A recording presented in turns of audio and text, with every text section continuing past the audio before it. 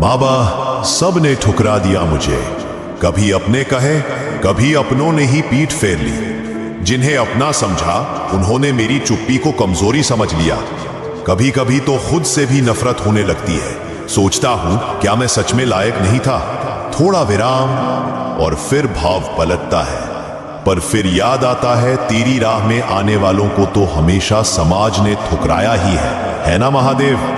तू भी तो अकेला बैठा था कैलाश पर जब पूरी सृष्टि ने तुझे विनाशक कहा। जब ब्रह्मा ने भी तेरे तप को समझ ना पाया, जब तुझे भस्म में लिपटा देख सब डर गए, तब भी तू शांत था, क्योंकि तू जानता था जो ठुकराया गया है वही असली है।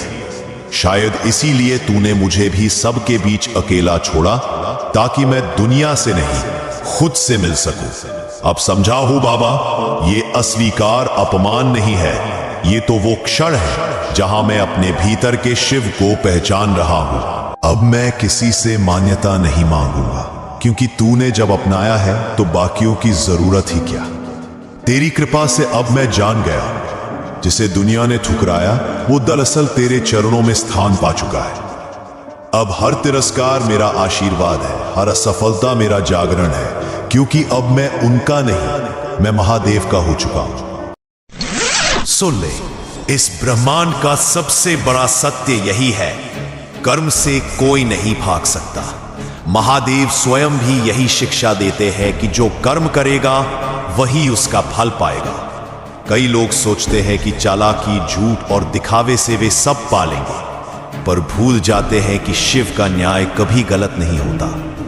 आज अगर तूने अधर्म किया है तो कल वही तेरे सामने खड़ा मिलेगा, दोगुनी शक्ति के साथ। और अगर तूने सच्चे मन से तप, श्रम और भक्ति की है तो चाहे सारा संसार तुझे गिराने पर तुला हो, फिर भी अंत में जीत तेरी ही होगी। यही कारण है कि ऋषि मुनियों ने हजारों वर्ष तपस्या की, क्योंकि वे जानते थे कि हर आंसुओं में बोता है वही अपना भाग्य रचता है। वह कल हंसी की फसल काटता है, और जो आज दूसरों के आंसू बनाता है वह कल अपने ही जीवन में अंधकार बो देता है।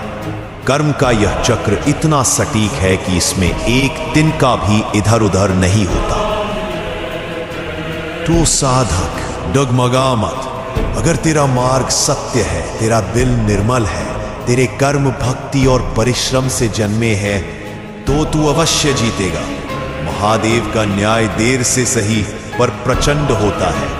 वे तेरे हर प्रयास, तेरे हर त्याग को गिनते हैं। याद रख, सत्य का दीपक चाहे आंधी में क्यों न जले, पर बुझता कभी नहीं। कर्म कर, निरंतर कर, क्योंकि शिव के दरबार में मेहनत कभी व्यर्थ नहीं जाती और सत्य की हार कभी नहीं होती।